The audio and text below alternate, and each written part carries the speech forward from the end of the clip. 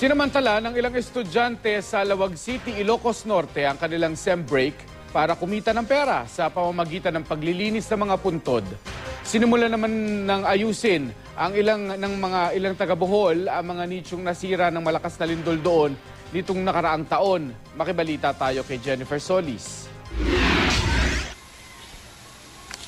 Pagpasok sa Maribohok Cemetery sa Bohol, tatambad ang maraming sirang nicho. Kabilang ang mga ito sa mga napinsala ng malakas na lindol noon pang isang taon. Hanggang ngayon, hindi pa naaayos ang mga ito. Ganito rin ang sitwasyon sa sementeryo ng bayan ng Calape.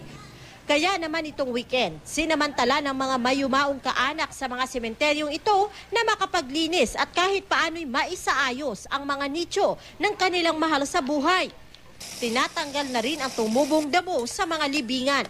Paparami na rin ang mga naglilinis sa mga sementeryo sa Ilocos Norte.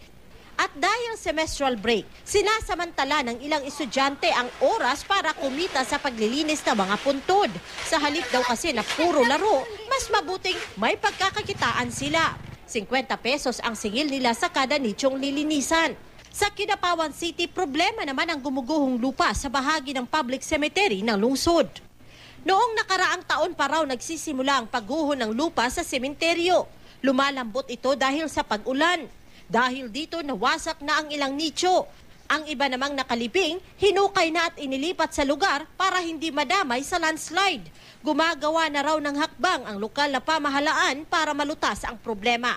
Sa Midsayap, Cotabato naman, dumarami na ang naglalatag ng kanilang mga paninda sa public cemetery ng bayan. Kabilang sa kanilang mga paninda ang mga kandila, bulaklak at pagkain. Paparami na rin ang mga bumibisita sa mga puntod. Karamihan sa kanila naglilinis pa lang pero meron nang nagsisindi ng kandila. Jennifer Solis, Nagbabalita, Pilipinas.